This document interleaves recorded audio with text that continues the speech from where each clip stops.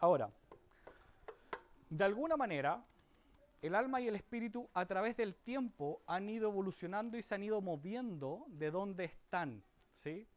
Y se va moviendo porque nosotros como humanos logramos tener entendimiento de las cosas y logramos tener experiencias de las cosas un poco distintas, porque nuestro entendimiento como humanos acá hacen que las cosas se vayan gestando en la parte invisible, así como cosas de lo invisible hacen que se vayan gestando cosas aquí en lo visible, ¿sí?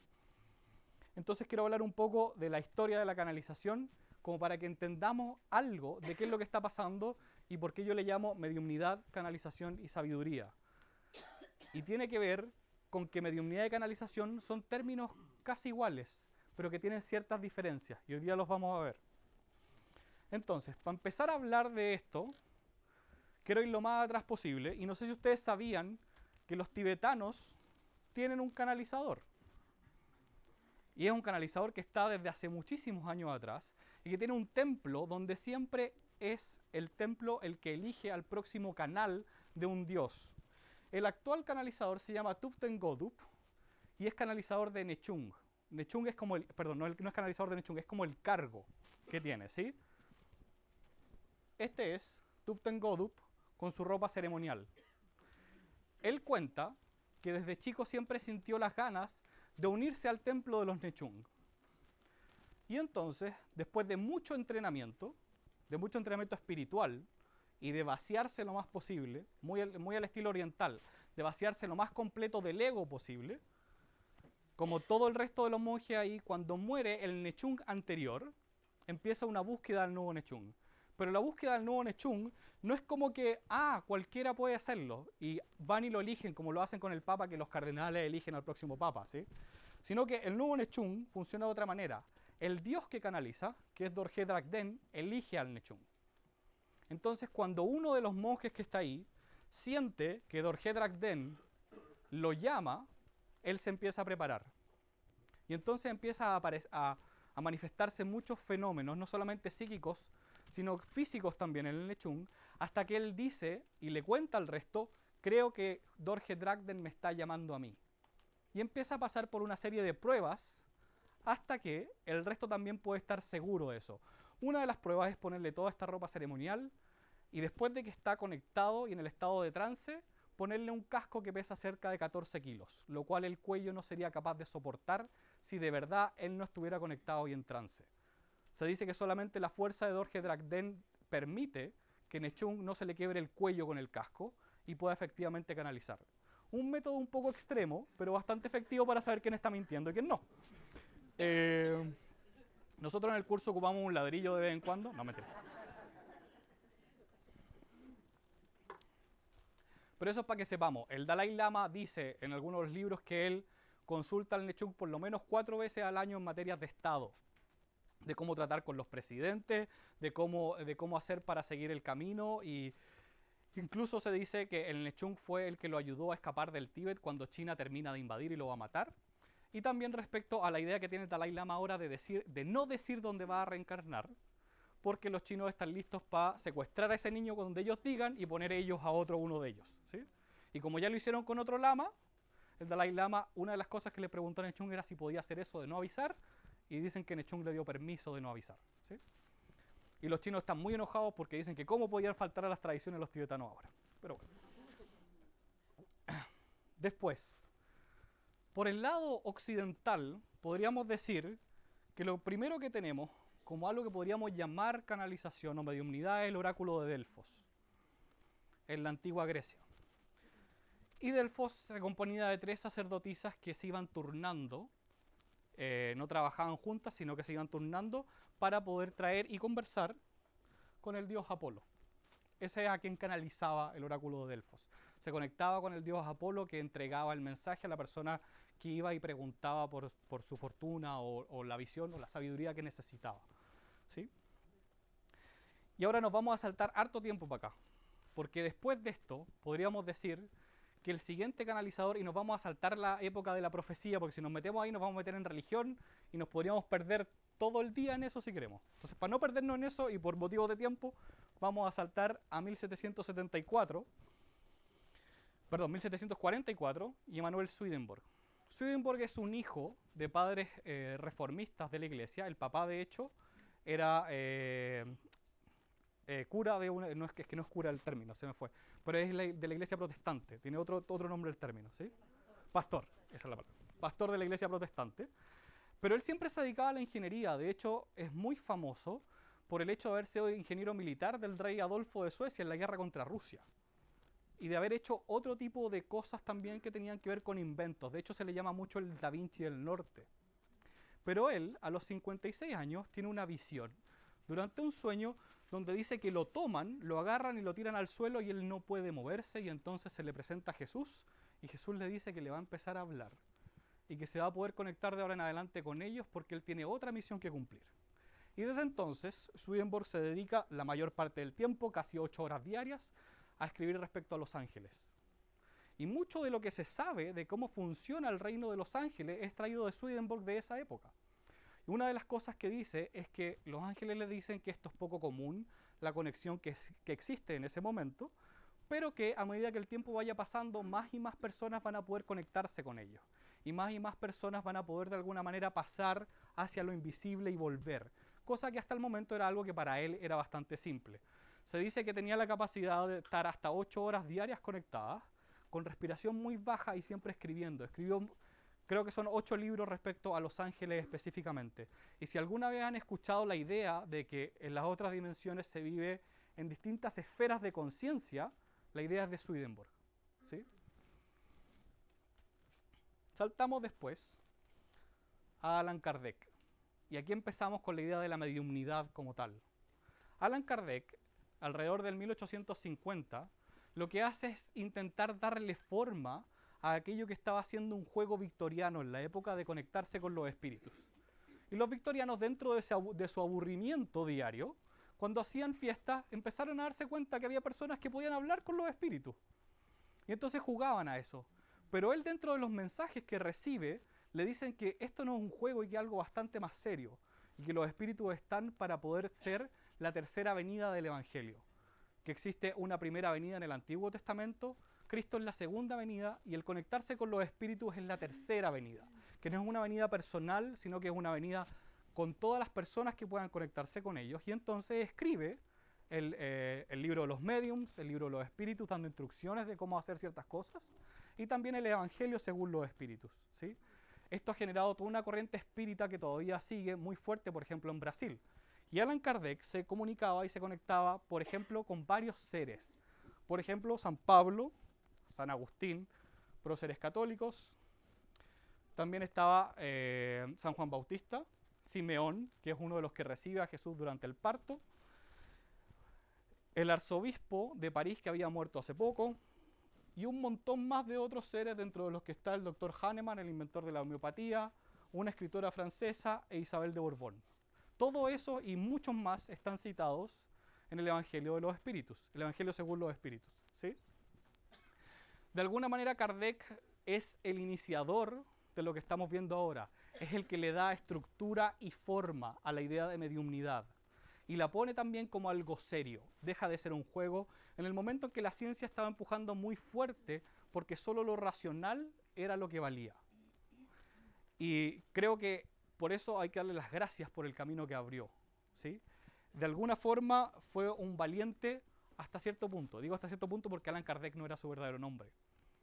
Él se llamaba Hipólito Rivalí, no Allan Kardec. Pero bueno, lo puso mediante un seudónimo porque él era profesor de matemáticas y no quería que se mezclaran las cosas. ¿Sí? Y en parte porque los espíritus le dijeron que no las mezclara. ¿Mm? Eso es parte de lo que está pasando ahora, pero ya vamos a llegar para allá. Como ven, Allan Kardec también les decía que escribió este manual de cómo conectarse con los espíritus de ciertas cosas que se deberían hacer o no se deberían hacer. Cuando no sé si han escuchado por ahí que uno dice o dicen que al espíritu hay que preguntarle el nombre cuando se presenta, esa idea es de Allan Kardec. ¿Sí? Es una idea que yo sí creo que ahora la podemos actualizar de otra forma y se puede trabajar de una manera distinta. ¿Sí? Yo la enseño de una manera distinta y mi experiencia es de una manera distinta. ¿Por qué? Porque cuando nosotros preguntamos el nombre es muy fácil que la mente y el ego se metan a dar un nombre. ¿Sí? Entonces, era correcto para esa época, pero ahora yo creo que se puede manejar de una manera distinta. ¿Sí? No es que esté malo. Después de eso, podemos saltar a Elena Blavatsky, que es un poquitito después, 1870, 1880, la fundadora de la teosofía, con la gran idea de unir la religión y la espiritualidad de Oriente y Occidente. Elena Blavatsky se lograba comunicar con dos seres principalmente, el Moria y Kutumia, la que ella llamaba que eran los Mahatmas, los maestros. La idea de los maestros ascendidos viene de aquí. Elena Blavatsky decía que lograba comunicarse y escribir los escritos de forma telepática, le llamaba telepatía a lo que estaba haciendo, con los Mahatmas, que eran humanos que habían vivido, perdón, seres que habían vivido como humanos antes, pero que ahora estaban desencarnados. ¿Sí? Y esa era parte de la idea de que era un maestro ascendido. De hecho, si se fijan, las caras de ellos, los dibujos tienen una cierta similitud a la idea de Cristo. ¿Sí? Blavatsky, dentro de la fundación de la teosofía, hacía tanto sesiones en Nueva York como en un ashram en la India. Y esto fue en el tiempo en que, de nuevo, como les decía, la ciencia cada vez empujaba más fuerte a que todo lo que fuese paranormal y parapsicológico, dejarlo un poco afuera. Y ya se había creado hace un tiempo atrás la Society for Psychical Research, la Sociedad del Estudio de lo Psíquico, en Inglaterra y con ramas en varios países más, que investigaba este tipo de cosas. Y ella en 1884 accede a que investiguen lo que ella hacía, ¿sí? Segura de que lo que estaba haciendo era real. Resulta así que en el momento, en el ashram en la India, ella se peleó con una pareja que el nombre, creo, del apellido de la persona es Colum. Y este señor Colum tuvieron un lío de platas que no le habían pagado Blavatsky a él. Y cuando la gente en la Society for Psychical Research visitó el ashram en la India, ella no estaba y estaba este señor Colum todavía allá.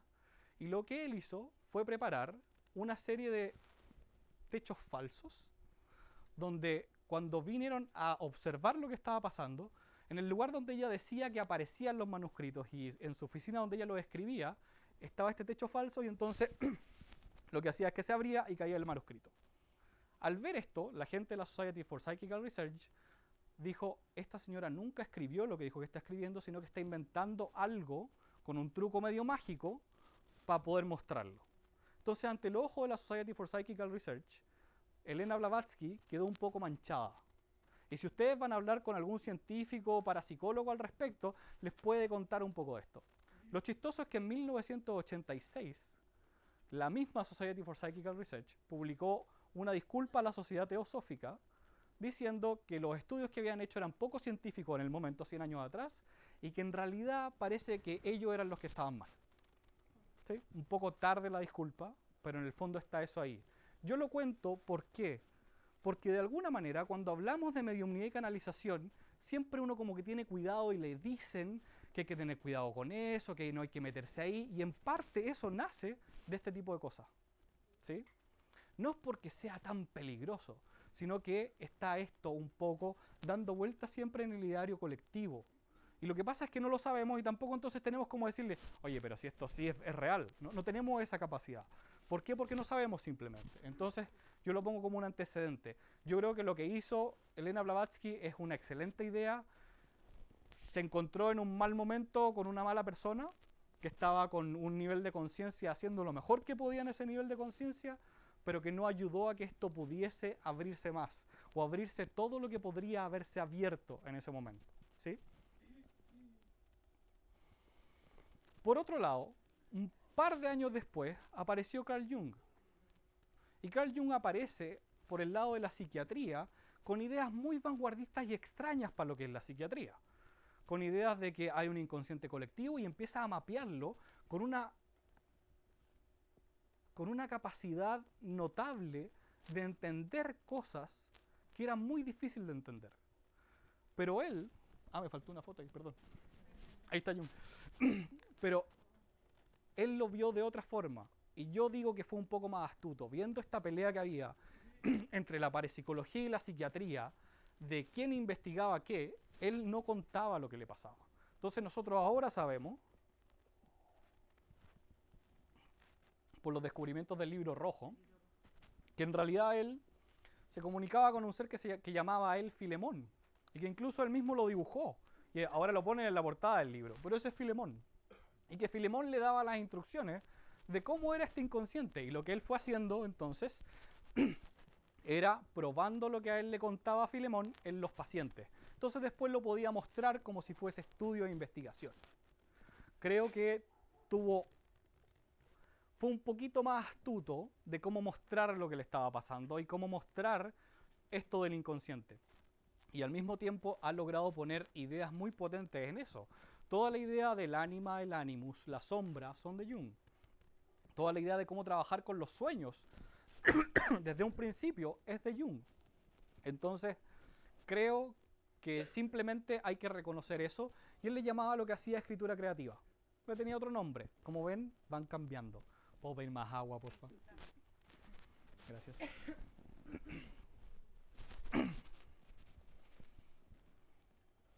De ahí entonces nos podemos saltar a Alice Bailey, que venía de la rama de la teosofía, ¿sí? Pero ella de alguna manera se separa un poquito. Y ella canalizaba a Dwal Kul, que era el tibetano, otro maestro ascendido, ¿sí? No sé si han escuchado hablar de la gran invocación, por ejemplo. Gracias. La gran invocación viene de Alice Bailey y Dwal Kul, ¿sí? Y ella logra avanzar por ahí un poco el tema y logra sentar las bases de lo que es el New Age o la nueva era, con lo que ella canaliza y ella trae. Por eso está en esta lista. Y de nuevo, para que veamos cómo van cambiando un poco, fíjense cómo van cambiando los seres que canalizan y con quién se conectan, ¿sí? Después de eso, podemos saltar en 1960 en Estados Unidos. Ay, me pasé. ¿Cómo vuelvo? Ahí sí. A Jane Roberts. Jane Roberts era una poeta y un día en 1963 se sienta a escribir y siente que la poesía que está escribiendo viene de otro lado. Y se sienta con su pareja, la pareja le empieza a hacer preguntas mientras está en este estado de trance y se pone a escribir y dice que es una entidad que se llama Seth que está comunicándose con ella. Gran parte de lo que es hoy todos los libros de autoayuda vienen de Seth. Mucho de lo que es la intención, el cómo co-crear cosas, vienen de Seth. Ahora, ella nunca lo dibujó así, pero Seth se sabe que es un dios egipcio, que tiene que ver con el caos y la oscuridad. ¿Sí? Entonces, de nuevo, para que vayamos viendo cómo van cambiando las cosas. Podríamos decir que ella es la que empieza a ocupar el término canalización así como firmemente, que viene un poco del cambiar de canal. La idea viene de la televisión, de lograr cambiar de canal y de frecuencia de lo que uno está conectado y la conciencia que está hablando en el momento. Entonces, la televisión 1950 más o menos aparece y uno empieza a cambiar de canal, empieza a canalizar. Después de eso, ya podemos saltar en los 80 a Rona Herman. Rona Herman canaliza en Estados Unidos al arcángel Miguel. Y ella es la que le da el siguiente empuje al término canalización. ¿Y por qué empuja el término canalización Rona Herman? Para diferenciarlo de la mediumnidad. ¿Por qué lo quiere diferenciar de la mediumnidad? Porque la mediumnidad comienza a ser vista como lo que se hacía antiguamente y tiene más que ver con la comunicación con seres que están desencarnados. Y ella no se está comunicando con un desencarnado, se está comunicando con el arcángel Miguel. Hasta Alice Bailey, como vemos, de alguna manera sigue siendo un desencarnado. Dwal Kul era un maestro tibetano que supone que existió en algún momento y que ascendió y formó parte de los maestros ascendidos, igual que el Moriá y Kutumi. Pero cuando ya llegamos a Seth, es un dios, es distinto. Y aquí entramos con un arcángel, que es parecido a lo de Swedenborg, pero un poco más potente. Es distinto, tiene otra visión de las cosas. ¿Sí? Y después de eso, ya podemos saltar a otro grupo. Y aquí yo pongo a 4 y entre ellos pongo a mi profesora, a mi maestra. Tenemos a Esther Hicks, que canaliza a Abraham, conocida por todo lo que tiene que ver con la ley de la atracción. Todo la ley de la atracción lo trae Abraham. De hecho, son ellos los inspiradores de la película El Secreto. Ellos no aparecen en la...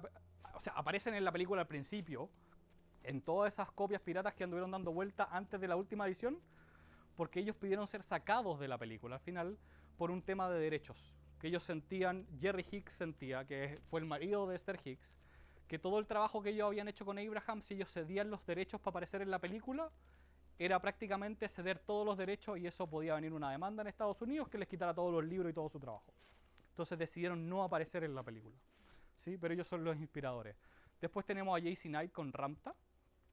Tenemos a Lee Carroll con Crayon. Y tenemos a Pepper Lewis con Gaia. Si se fijan, aquí ya ninguno tiene una imagen de lo que canaliza siquiera.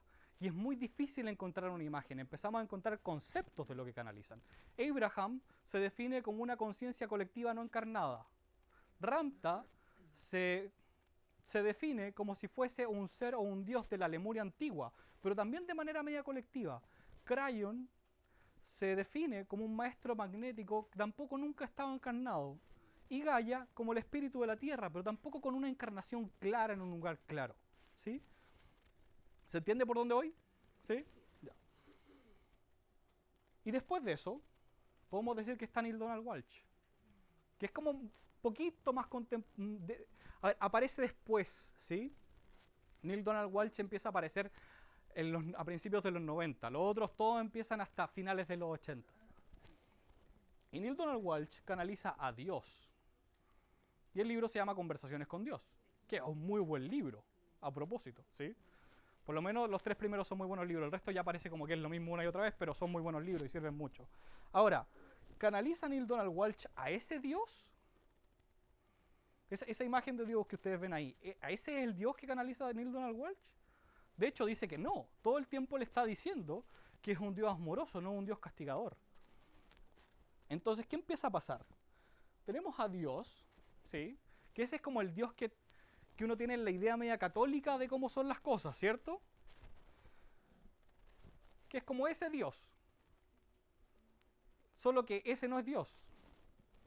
Ese es Zeus, que es la idea griega de dónde está el Dios.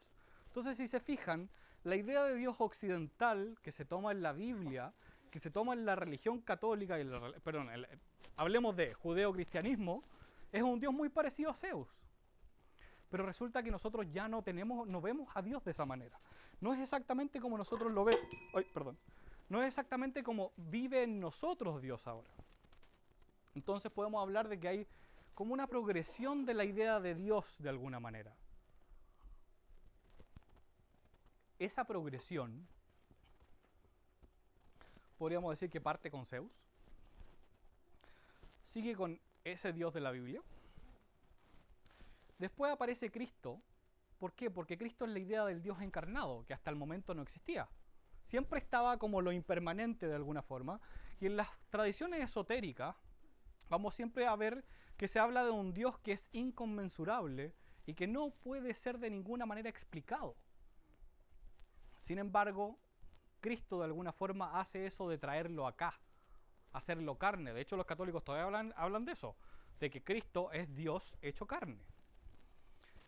Pero después de eso, existe otra progresión, que es más o menos donde estamos ahora, diría yo, que es darnos cuenta que Dios está dentro.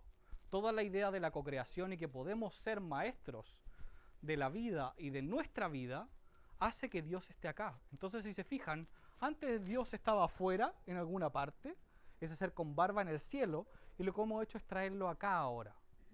Y podríamos decir que el siguiente paso es darnos cuenta no solamente que Dios está dentro mío, sino que Dios está dentro de todo en todo momento, no solamente adentro mío. Y ese es el cambio que está sucediendo ahora.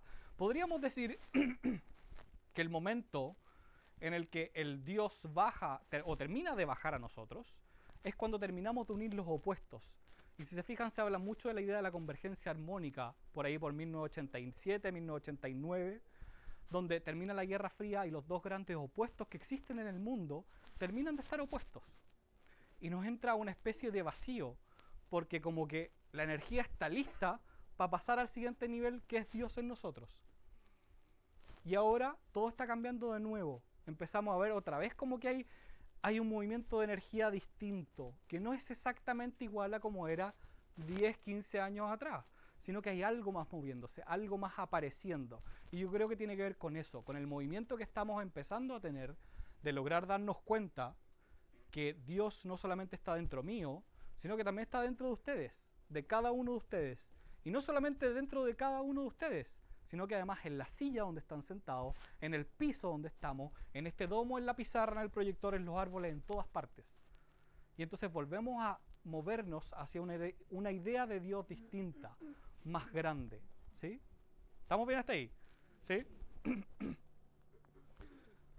Y al mismo tiempo entonces podemos ver que hay una progresión de seres canalizados en el tiempo, tomando estos grandes canalizadores que yo pongo como referencia, ¿sí? Desde Apolo, ¿se acuerdan cuando hablábamos de Delfos?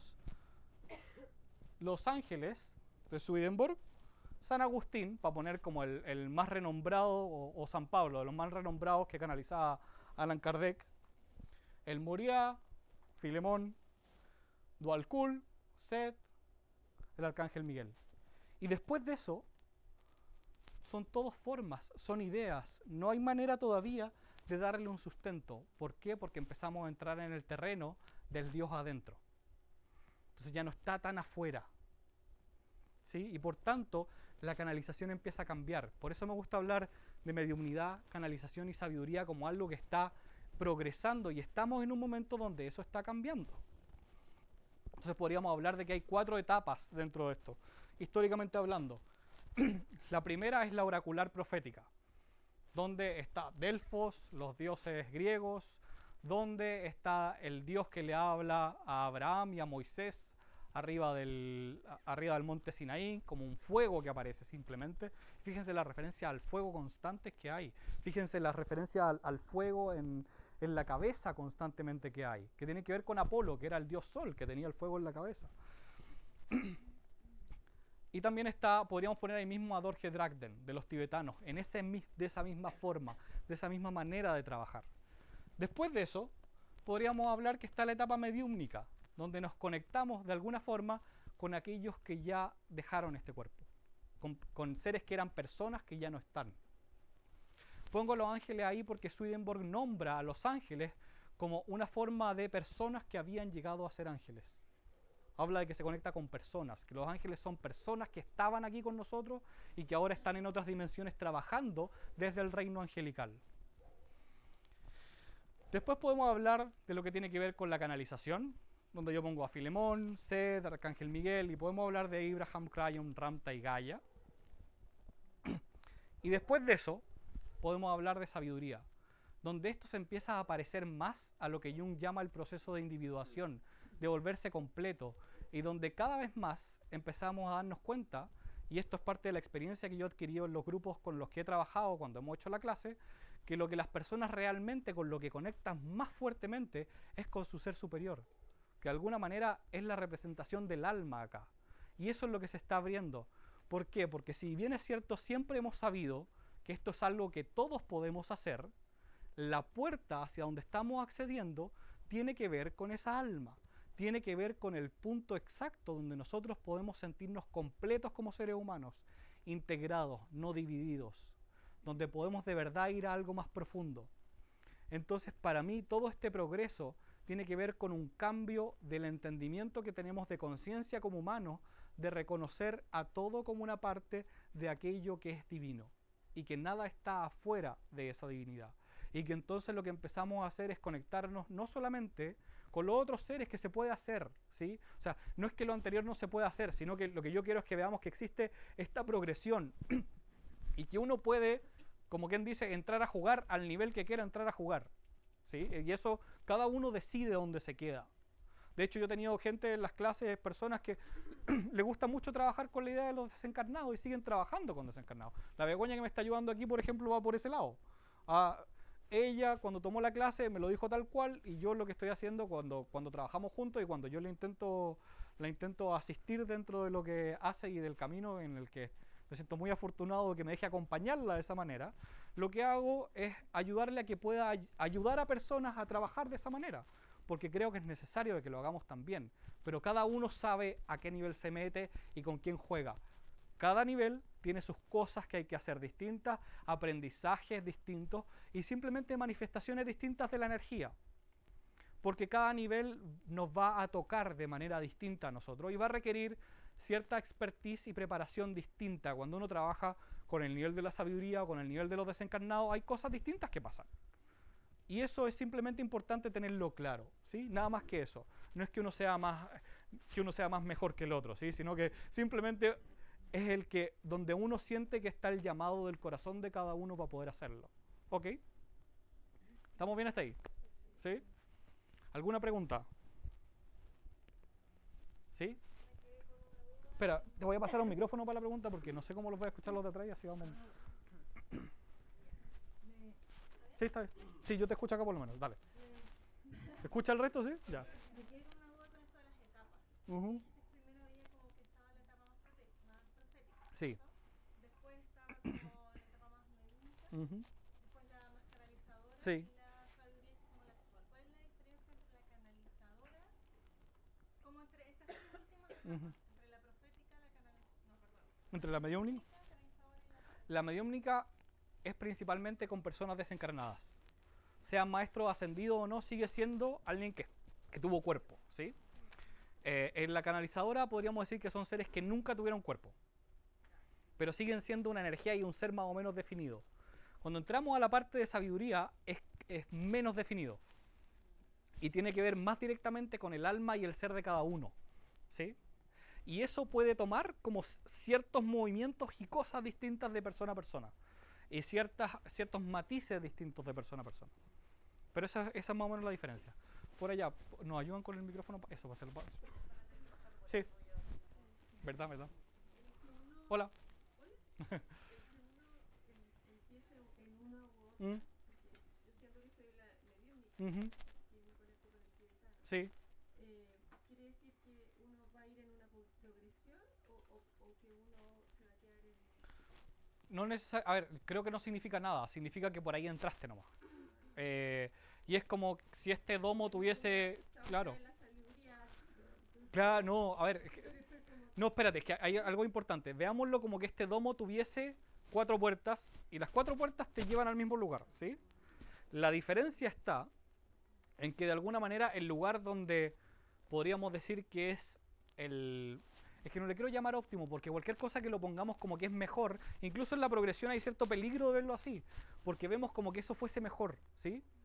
No quiero que se vea como que es mejor estar allá, ¿sí? O llegar a canalizar eso.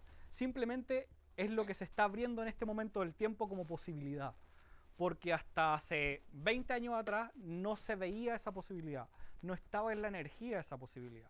Es algo que se está abriendo ahora. Eso es todo. Entonces no es que sea mejor ni peor. Entonces podemos verlo como te decía, como si fuese este domo con cuatro puertas y al medio está el alma y de cualquier lado por donde tú llegues vas a llegar al alma.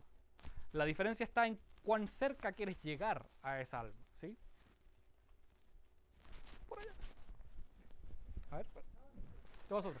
No sé si es para que te escuchen todo igual, porque es No sé dos si micrófonos. esta progresión está en relación a lo que la humanidad está necesitando Ujú. escuchar Sí, y saber. sí, Yo creo que por ahí va más que qué es lo que vamos a canalizar, sino que qué es lo que necesitamos sí, saber y escuchar en el sí, momento preciso que estamos ahora, sí. ¿cierto? Estoy súper de acuerdo contigo. Pero, gracias. Sí, allá, allá, allá y después atrás. Hola, Hola. eh, te hago una consulta. Sí. Mira, yo en mi caso no primera vez que veo esto. Ujú. Igual he escuchado gente que canaliza y todo y lo encuentro maravilloso. Pero en mi caso, que yo no he canalizado Ujú. ni mucho menos, ¿hay que tener ciertas características personales para poder canalizar o cómo se hace? No, no se requiere ninguna característica en especial. Lo primero sí siempre va con el entrenamiento de aprender a sacar la mente del camino, de alguna forma. Yo les contaba de Nechung y los orientales tienen esto de que de alguna forma siempre va el entrenamiento espiritual antes del entrenamiento esotérico. Si tú no pasas por una gran cantidad de entrenamiento espiritual, en casi ninguna tradición te van a enseñar lo esotérico. ¿Sí? Nosotros en Occidente somos un poco más desordenados para esas cosas y nos gusta ir adelantándonos pasos. Y además nuestra función del ego es distinto que la de los orientales. Los orientales están muy acostumbrados a que el ego hay que suprimirlo por completo. Nosotros en Occidente necesitamos desarrollar un ego que sea maduro, más que suprimirlo, que sepamos mantenerlo en el lugar donde debe mantenerse y la función que debe cumplir. No más que eso, ni tampoco menos que eso, ¿sí? Porque nuestra estructura, digamos, de lo que arquetípicamente traemos del inconsciente colectivo está armada distinta a la de las culturas de Oriente, ¿sí? Entonces, no hay que tener nada en particular, pero sí hay que, dentro de lo posible, trabajar tanto el aprender a diferenciar, que es algo que cuando hacemos el curso trabajamos mucho en eso, de diferenciar cuándo es la mente la que está hablando, a cuándo está hablando las otras voces, y también a de alguna manera mantenerse trabajando lo más posible esa parte del ego para que se desarrolle y se integre completo, no para eliminarlo, ¿sí? Yo no lo recomiendo y ninguna tradición occidental va a recomendar eliminarlo, porque no está en nosotros. Ahora, si alguien viene de la India y sus papás eran hindú, a lo mejor esa persona sí necesita trabajarlo de otra forma, ¿sí? Pero para nosotros en realidad no.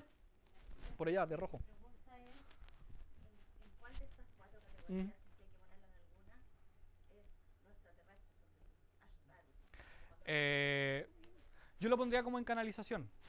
De hecho, los extraterrestres empiezan a aparecer a la altura de que empieza a aparecer Seth como seres canalizados. Podríamos poner a Cryon como un ser extraterrestre de alguna forma también, ¿sí? Pero también son cosas que no sabemos qué forma tienen. Nosotros les damos la forma y los dibujamos como extraterrestres basado en lo que hemos sabido que es, sí, pero todavía no hay una forma. Si pensamos en Ashtar, ya, hay pero personas que los dibujan con rasgos humanos, personas que los dibujan de otra con manera. una luz, o Claro, sea, yo personalmente he visto mucho, sí, y tú decís eso de qué, como de dónde viene, sí. digamos, o sea, pero claramente yo siento que están viniendo como para dar información para ayudar. Mm. Ahora sí, pero ojo, no, esto no es un afán de categorizarlos tampoco, ¿sí?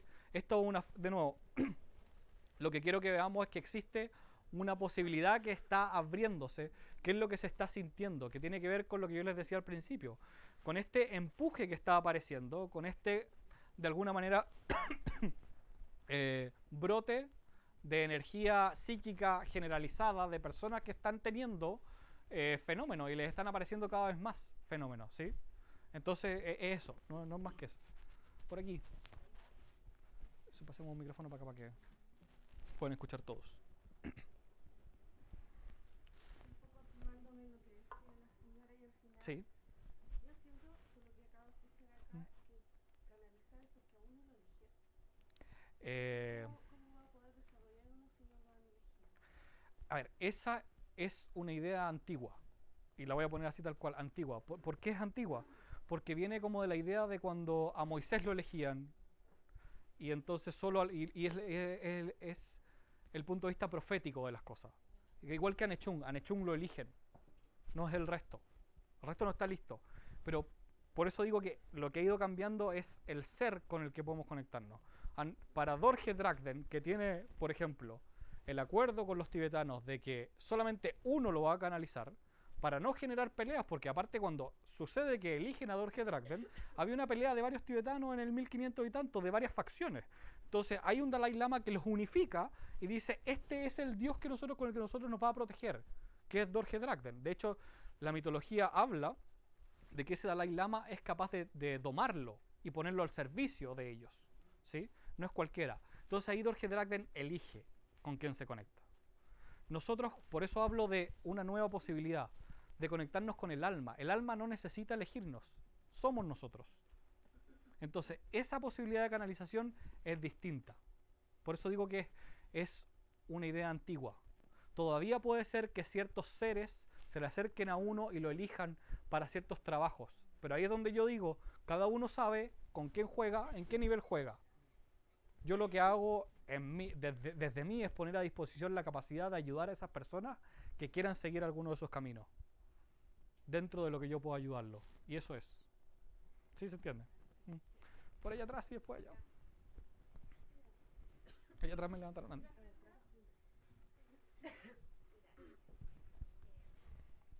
Hola. Hola. Es que yo quedé con una duda muy similar. Ujú, Tal vez no que me elijan, pero te escuché cuando contabas cómo habías empezado tú. ujú, Y me parece que fue como el camino inverso a lo que me está pasando a mí, que yo por curiosidad llegué ujú. acá. No Sí. es que yo haya escuchado alguna vez algo, Ujú. haya visto alguna vez algo. Yo podría llegar a canalizar Sí, a ver, sin yo haber alguna vez desarrollado sí. esto. Para mí esto es, hay personas que nacen con más habilidad para tocar guitarra y otras nacen con menos habilidad para tocar guitarra. Eso no quita que puedas tocar guitarra, ¿sí? Y que todos puedan hacerlo. Yo, por ejemplo, para tocar guitarra soy nulo. He intentado 10.000 veces y soy malísimo, ¿sí? Lo que pasa es que como son cosas de las que conocemos menos y han estado ocultas más tiempo, está esta idea de que los que pueden tocar guitarra son solo algunos y son los elegidos para tocar guitarra. Y que de alguna forma, si lo vemos, los concertistas de guitarra van a ser algunos. que a lo mejor trabajan años para llegar a ser concertistas de guitarra.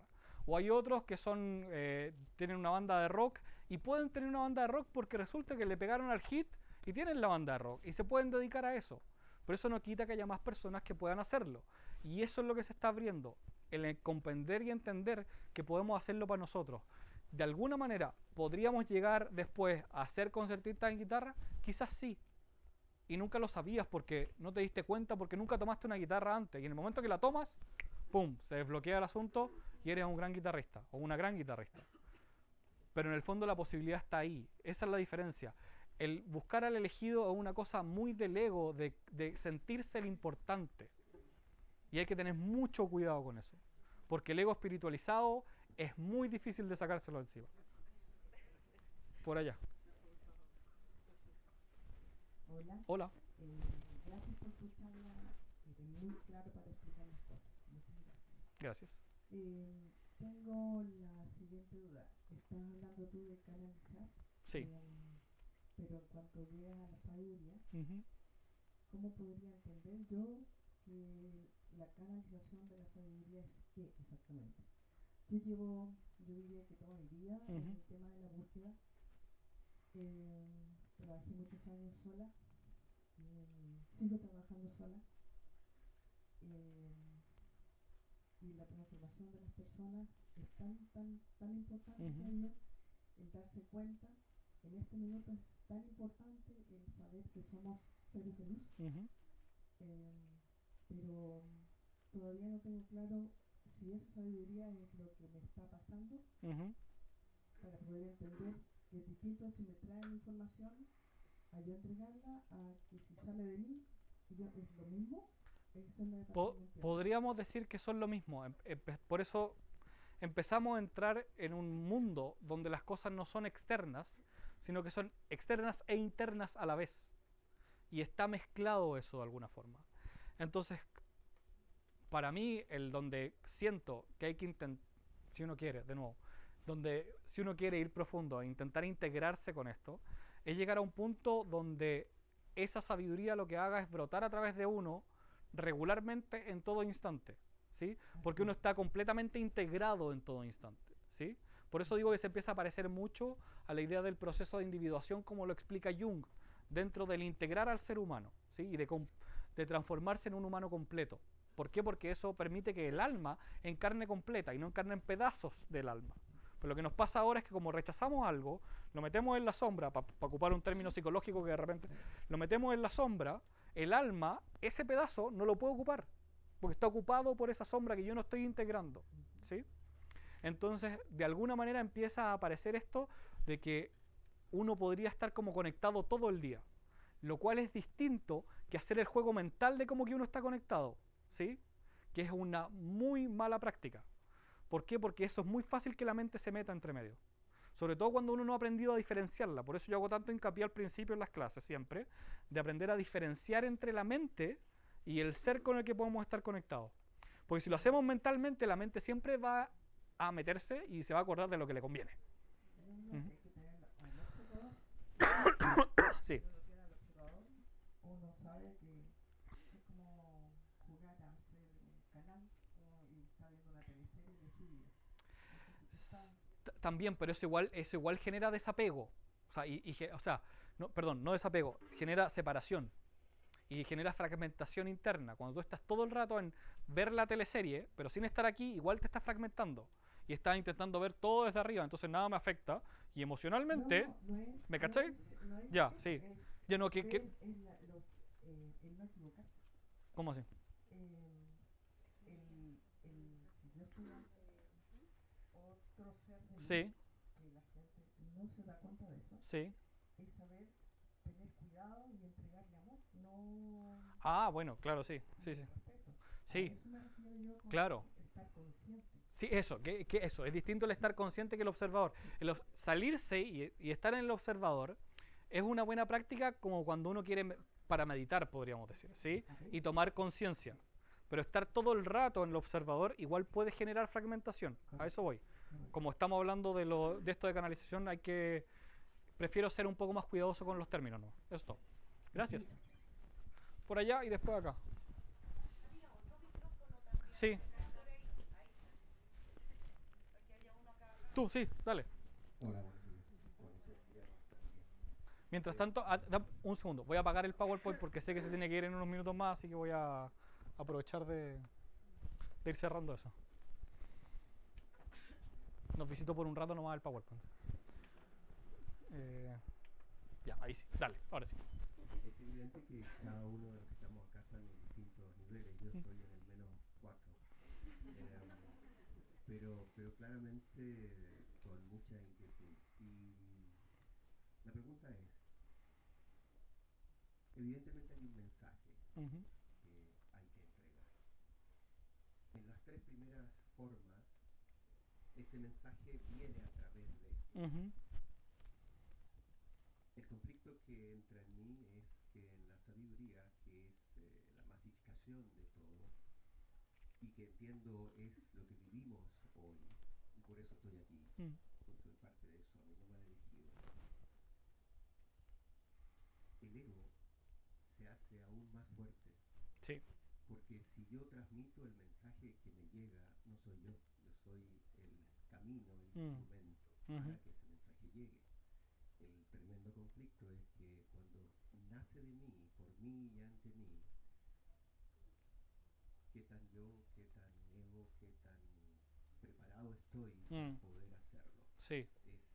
Es al revés, el ego, porque me escogieron, no es tan terrible como el ego de que nadie me escogió y de a dónde saco ese ego. A ver, yo creo que el ego se comporta de distintas formas en distintas personas, no hay un patrón siempre, ¿sí?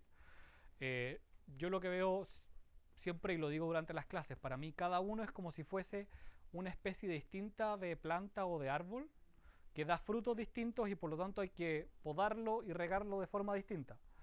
Eh, entonces creo que hay que aprender como a ver a uno dónde le aprieta, ¿sí? Yo estoy generalizando algunas cosas cuando digo lo del ego del elegido, es lo que veo en la mayoría. Sin embargo, esto de lo que tú dices al principio, de que en el fondo en los tres primeros el mensaje viene a través de un tercero, de alguien que nos trae el mensaje. Lo que estamos viendo ahora es que aprender a nosotros traer el mensaje para nosotros mismos, de alguna manera, no para un tercero. Y a eso me refiero cuando hago la analogía de tocar guitarra, es tocar guitarra para nosotros, ¿sí? De esos, a lo mejor van a aparecer algunos muy buenos guitarristas que sí van a poder darle mensajes a otros.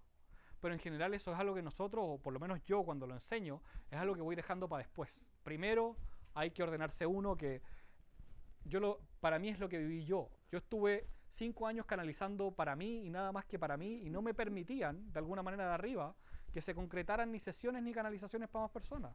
No pasaban. Y yo podía hacer todo lo posible porque sucedieran, a amigos, familiares incluso, y no pasaban. ¿Por qué? Porque ese mensaje y ese trabajo que estaban dando de lo que había que trabajar y que habían instrucciones y cosas que yo de repente decía, esta es la super técnica que tengo que repartirle al mundo, funcionaban para mí, no para el resto, ¿sí? Y ese es parte de lo con lo que hay que tener ojo, de alguna forma. También me pasó que cuando yo como periodista y empecé a escribir y me di cuenta de que canalizaba y que después de la clase como que canalizaba harto y escribía harto, dije, esto es un libro, así al tiro, porque era la forma en que yo lo había visto. Pero ese libro canalizado nunca llegó, porque no es la manera de lo que aparecía. Y al revés, empecé a sentir una añoranza en un momento 4 o 5 años antes incluso de que Pepper me dijera, ¿sabes qué? Puedes dar el curso y me entrenara para eso, de sentir que yo tenía que enseñar algo, pero no tenía idea que tenía que enseñar. Y la añoranza era, ¿qué enseño? Y en mi fantasía armaba programas de cosas para enseñar de lo que yo sabía de metafísica y nunca se concretaban. Y era súper frustrante. ¿Pero por qué? Porque la cosa venía por otro camino. Y, y, y tenía que ver con lo que yo puedo entregar también. ¿Sí? Entonces es una mezcla, cuando hablamos de la parte de sabiduría, de para mí, y si después eso se despliega para alguien más, permitir que eso florezca. Pero tampoco es esperar que florezca lo que uno crea que iba a florecer. Porque ese es el ego. Mi ego creía que yo iba a ser un gran escritor. Eh, no, o sea, me gusta mucho escribir, pero me cuesta. Por aquí había alguien, sí. Hola. Hola. Mira, a través de una situación personal, que de mucha sincronía Mm, llegué aquí hoy, gracias Luis. Y quería como apuntar justamente a eso, a lo que estabas hablando tú, y era que, bueno, por esta situación personal dije, desde muchos años atrás ya, yo digo, la vida no es así. La vida no es que matemos trabajando, etcétera, todo lo que sabemos, ¿verdad? Hay algo más allá. De ahí llegué a un libro que me está tratando de acordar de mi nombre, que es de Schwartz. Ya, Robert Schwartz. Robert Schwartz. El plan del alma, creo que se llama, ¿no? ¿Perdón? ¿El plan del alma? El plan del alma, sí. Y de ahí llegué a entender, o es lo que he tratado de entender hasta ahora, que tenemos que partir por nosotros mismos. O sea, yo tengo que averiguar qué es lo que mi alma está haciendo aquí, como para buscarle sentido a la vida. De hecho, gracias por tu enseñanza. Lo que me da para decir que lo que es mediunidad o la historia que contaste queda en la historia. Hoy es la sabiduría. Es lo que tenemos que empezar a aplicar con hoy, cada uno de nosotros, los presentes acá. Empezar por nosotros mismos y luego, de acuerdo a como dices tú, a lo mejor no vamos a ser grandes concertistas de guitarra, pero sí podemos ir de a poquito aprendiendo y enseñando un poco más. Pero primero nosotros, ver qué es lo que estoy haciendo yo aquí. Y eso, que es lo que habla el libro, comunícate con tu alma. No sabía a quién recurrir y mira, bueno. Yo estoy muy de acuerdo con eso y creo que solo puedo decir que yo lo que estoy intentando hacer es no juzgar respecto de por dónde entra cada uno, porque hay personas que van a entrar porque les falleció un familiar cercano y necesitan ayuda para estar en paz con eso. Hay personas que van a entrar porque empezaron a escuchar voces y alguien les empezó a hablar. Y hay personas que van a entrar porque sienten un llamado del corazón de conectarse con su alma súper profundo. Y para mí son todas igual de válidas. Creo que habemos distintas personas que los pueden ayudar en distintas partes. Por ejemplo, a mí no me gusta trabajar personalmente con el tema de desencarnado, porque no me acomoda, porque siento que no es mi camino, pero sí conozco otras personas que lo hacen, por eso les comentaba, ¿sí? Eso no quita que dentro de lo que yo he podido ver pueda ayudar a esas personas hasta cierto punto. Y después cada uno sigue su camino como quiera. Pero estoy súper de acuerdo, somos nosotros primero, y eso tiene que ver con lo que decía ahí, no me acuerdo, no le pregunté el nombre a nadie, que es como el darse cuenta de esta masificación, entre comillas, que no es por masificarlo, es porque está apareciendo en la mayoría de las personas. Y, y es muy loco como a mí me pasa de que hasta hace un año atrás las personas llegaban a pedirme una sesión de canalización y que yo les canalizara. Y ahora lo que está pasando es que la gente me dice, ¿sabes qué? Yo me conecto, pero no sé cómo hacerlo y necesito ayuda para hacer eso. Ha cambiado, y no solo aquí en Chile, ha cambiado en toda Latinoamérica, porque está muy, muy fuerte. Y siento que mientras más neguemos el asunto, esto es como aplastar un sándwich de palta. Mientras más lo aplasta, más se chorrea la palta por los lados. Y cada vez ser más y más fuerte. Pero hasta que nos demos cuenta de la añoranza real que está dentro de eso. Y la añoranza real es reconocernos primero, creo yo, mi añoranza real. Reconocerme como ser divino y reconocer que Dios está en todo. Incluso ese, perdón lo que voy a decir, ese hijo de puta que me tira el auto encima, también está Dios dentro de él, ¿sí?